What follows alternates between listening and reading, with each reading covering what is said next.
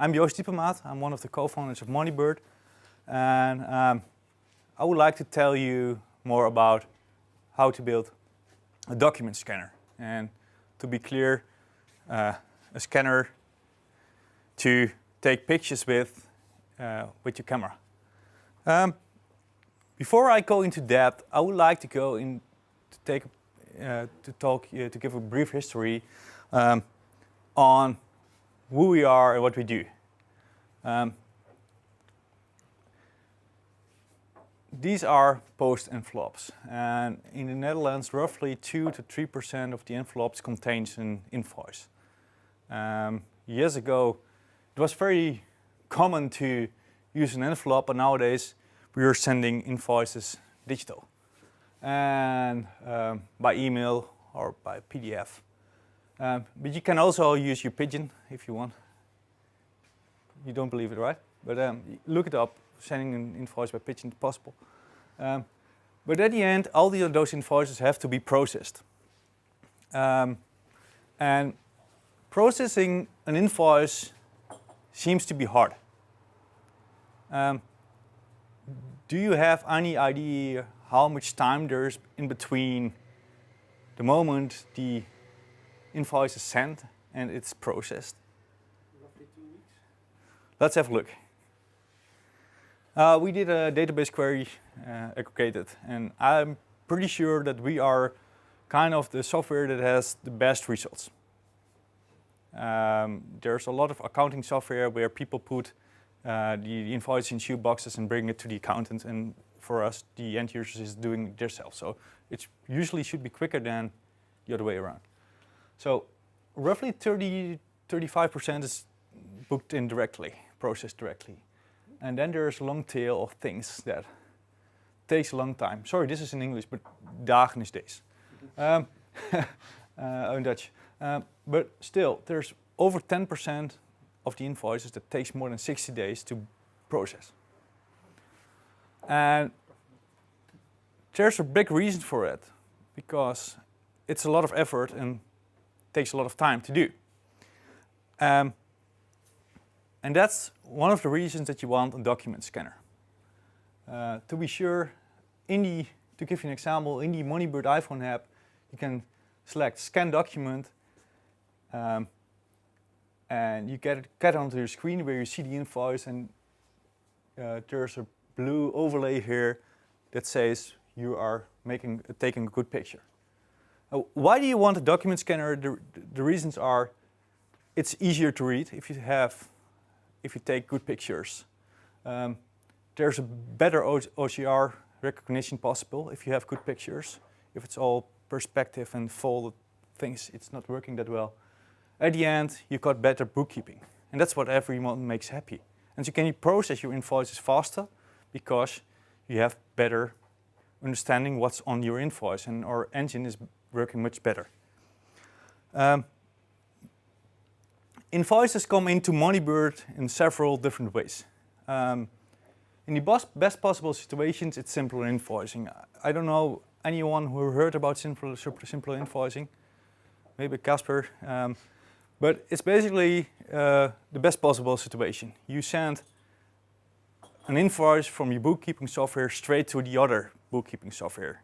So you don't receive an invoice by PDF in your email, but from a Moneybird end user, you enter the Chamber of Commerce number of your customer, and if it's an Exact customer, he receives the invoice straight into Exact in an XML format.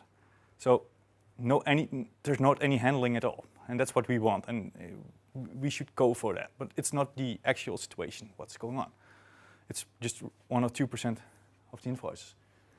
A lot of people use email, just you can forward it. You can upload it by your PC, and you can use your document scanner with your iPhone. And you do that a lot when you visit a restaurant or go to the supermarket, and you take an invoice straight rather than put it in your wallet, and after 2 weeks you get it out of your wallet. It's unreadable. Now, after we receive your invoices, we do kind of healing with it. We fix corrupt PDF documents, we heal them, but we also have an engine that does magic. We try to recognize abstract things like a Chamber of Commerce number or IBAN number, contact information, and the amount on your invoice, and give you the best possible results so you can process your invoice. And the processing is done on your Mac or your PC or your phone. It's actually what we see a lot of times is people take their pictures with the phone and process it a few weeks or a few days after it on their PC. So that's the case what we're working on. That's very daily usage of Moneybird. For us, as I said, it's really important to have good quality pictures. That means better bookkeeping. And what is a good picture? Well, the maximum number of pixels you can have. So not so much border around, just plain. The camera is straight on top of the invoice, not like with the wrong perspective. Good focus is important. And we need to have the original picture that was taken and not super processed, because the Dutch Belastingdienst tax authorities require to have the original picture. Those are the requirements from the tax authorities. So only the original picture, not the original document anymore. Not anymore, no. That's correct.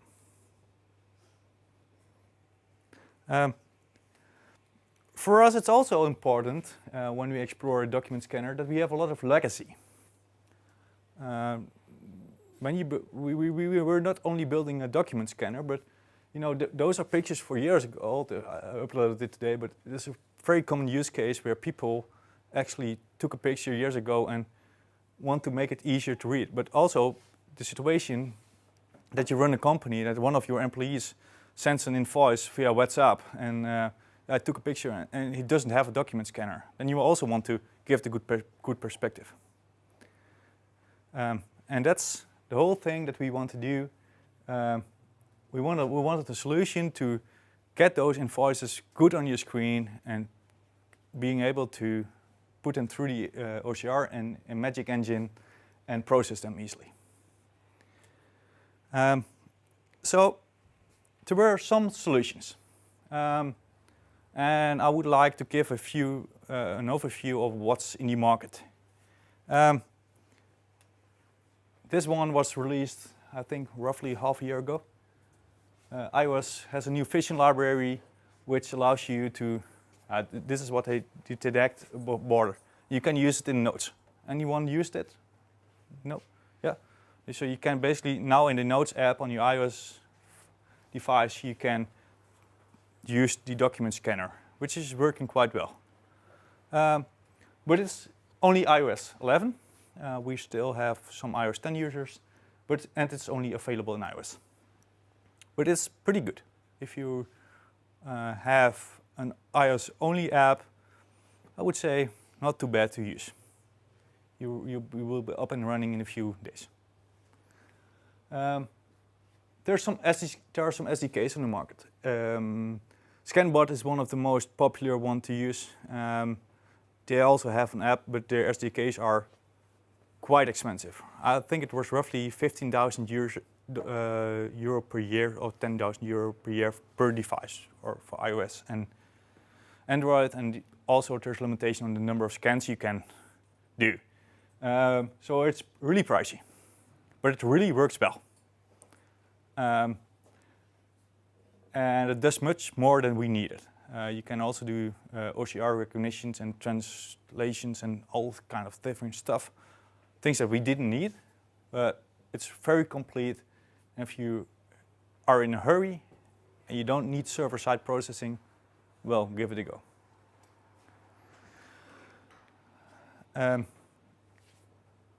ScanBot is built on OpenCV. And OpenCV is an open source computer vision library that's very mature, has a lot of things you can do for processing images. It's not a thing that you learn in a few days. It's a pretty complex library with a lot of features for face recognition to transformations of images, and that's where we build our scanner on. And that's also the underlying powerhouse of, I'm pretty sure, of the iOS scanning, and certainly it is for ScanBot. Apple is using it, I think so, but ScanBot is definitely using it. And this is pretty much the overview of our stuff. The iOS vision is pretty good for iOS. ScanBot is for iOS and Android, but the OpenCV, our own implementation, would be great for anything. But this is without OCR, right? Because the vision is without OCR. That's correct, but we don't need the OCR. We use server-side OCR on our platform. Okay. That's in our own engine, because if people upload PDFs, we cannot do OCR. We use Google Vision for OCR. Oh. Yeah, so it was not a requirement for us. Feel free to ask any questions. So, what part does it do then? The detection of the Yes. document? Yes, yeah. The rectangle detection? Yes, I'm going into that sure. This is basically what we want. What you want to do is guide a user to take good pictures and find a few coordinates. That's the only thing we need. Because the tax authorities require us to have the original picture, and we just want to send a picture to our servers with 4 coordinates on it, and do the cutouts in ImageMagick or whatever you want to do, and that's okay. So this is not good. What's not good about this? First of all, it's not the good size. You want to say, come closer to your invoice with your phone and hold it straight. Then take a picture and send the picture with the coordinates to our server. That's it. Nothing more. The hard part is finding the 4 coordinates. Hugo over there in the shirt, you can. He did a lot of work in his coordination project to find those 4 coordinates. So I know quite a bit about it. But some technical things he cannot answer also. But I'm going to tell you how to find those 4 coordinates, and that's why you're here today. First, OpenCV has a lot of image processing filters. And what you do is you grab a frame from your camera and you filter that frame that you have. First of all, we resize it. We make it smaller, 640 by 480, because the processing is otherwise far too slow. And then we apply grayscaling on that image. So this was a color image, but now it's grayscaled. And the reason for that is that you go from 3 channels to 1 channel. The RGB is normally color images 3 channels, it's RGB. And now you go to 1 channel, and that's needed for the canny edge detection in step 3. This is step 1.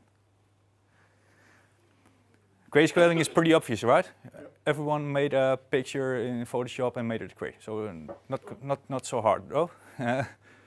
Second one is also easy, image blur. Look at the picture. This one is a sharp one. That's a blurred one. You see it? What you do here is you reduce the noise in the background with the reduction value as an argument. So you can blur it very heavily. I'm pretty sure everyone has used Photoshop and blurred the image, and so you can't see anything anymore. You make it sharper. That's what you do here as well. We give it an argument. I'm not quite sure what exactly the argument is here, but I'm going to tell you about that later. And then canny edge detection comes in. It's an algorithm that detects the sensitivity, the color warmth where borders are. And if you look here, you see here from white to dark, and that's what the algorithm can detect. It's a pretty nice thing, though. And then you start seeing some patterns, right? And the candy edge detection in OpenCV also returns contours. And a contour is like the letter A, it's like a thing that's closed. And what you want here is the largest contour. You understand that? Yep. This is an image, why the blurring is an important thing. The left picture is without the blurring. The right one is with blurring. You understand why it is important? This one returns much more contours in some cases. This one is... So it's basically noise reduction. It's noise reduction, yep. So you apply filters over filters to get to somewhere. Yeah. Next one. That's the convex hull. What you want to do is connect outer pixels from contours. If you see this picture, you want this one, there, right? That little dip here, you see it? It's not that important to have a...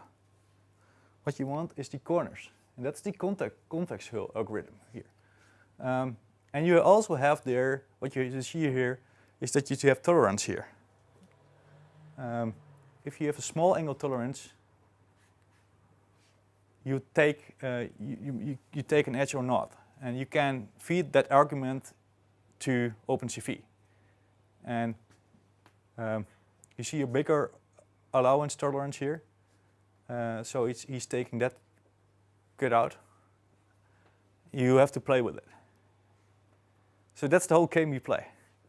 And the last one,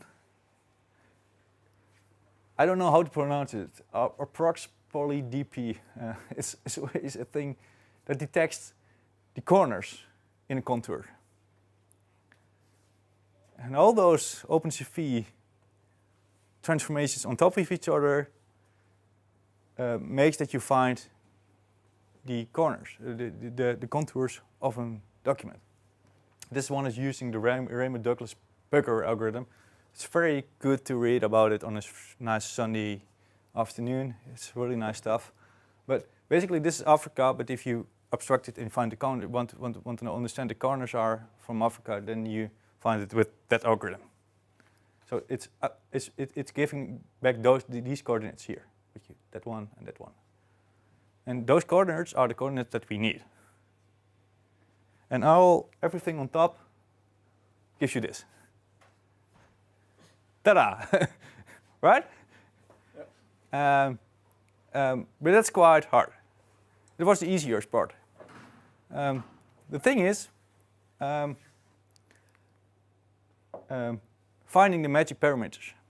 Because if you have just one picture, it's pretty likely that you start programming and you figure out how to scan that one single pattern for that invoice, the picture that you took. If you want to use it in production, you need more situations like dark rooms, full in the sun, white tables, or whatever you want, right? So in those situations, the parameters that you feed to the OpenCV transformations are different every single time. And that was quite a thing for us. In the same situation, yeah, well, it's working quite well, but if you are in different situations, and that's where you are with your phone when you're walking or in the train or whatever, you want to have the optimal conditions for your algorithm. And what we did, we developed a test framework with the idea to find the best parameters for each filter. So we took 50 pictures in the wild, annotated them manually. So we figured out the coordinates by hand, and then made a script that used a lot of transformation possibilities and with all parameters, and run it for 2 days, and it came with the answer what the best possible combination was for us to do. 42. Yeah. No, Yeah. But basically what we do here, sorry, this one is Dutch, but we used a different set of filters here, and we made an overview of the results, which documents were scanned properly, and also the average time in milliseconds for those transformations was also an important factor to find the best possible combination. So at the end, we were able to, I think option 3 was what I was talking about, this one, and this is the one that we're using now, and it's working pretty well. Sure. Why did it take 2 days? It took 2 days to test all the different situations with all the parameters. Was it an automated test? It was an automated test. Yeah. Genetic algorithm or so? Oh, it's just like running all the possible variables through all the filters in all possible conditions through all the 50 invoices. Brute force. Yes. Okay. Yeah. It was a thing that worked well. But I think it was pretty good. It was the Android phone was quite heated after 2 days. But it was working well. Yeah, you can spend a lot of time on finding the best algorithm, but you know, let it run for 2 days, and that's good. The results is that we were pretty happy. It's working well. The bindings, I didn't talk about it. You can use OpenCV just with bindings in Swift or in Kotlin or whatever in Java, and we can also use the same algorithm on our server infrastructure. So that's basically it, how a document scanner works. And it's not that important, not that difficult, but we now and then get a question from people, can we borrow that document scanner? Well, with all this information, you can build it yourself, hopefully. It will give you some help to build it, and we are happy. The thing is, well, we run it in OpenCV. We have our mobile apps, but more Lightning, where's the future for us? Well, the question is always, do we need an app, or can we use this document scanner also in the browser? And I was talking to those guys over there. There's a new thing that's WebAssembly, and I ran a demo this morning with face recognition with WebAssembly in your browser. It's pretty cool. That's also using OpenCV, and also the same techniques that we use. But I think it's going to be happening that we, within a few years, if we have time, maybe it's pretty soon, run our document scanner even in the browser. That's going to be awesome. This is how it works. You can see this is the same person 3 times me.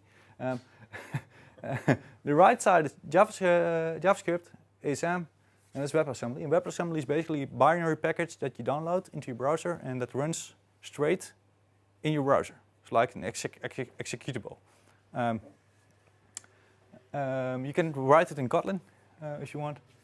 And if I press the button, you can see that I run here. I'm here on almost 40 FPS, and in JavaScript it's 2 FPS.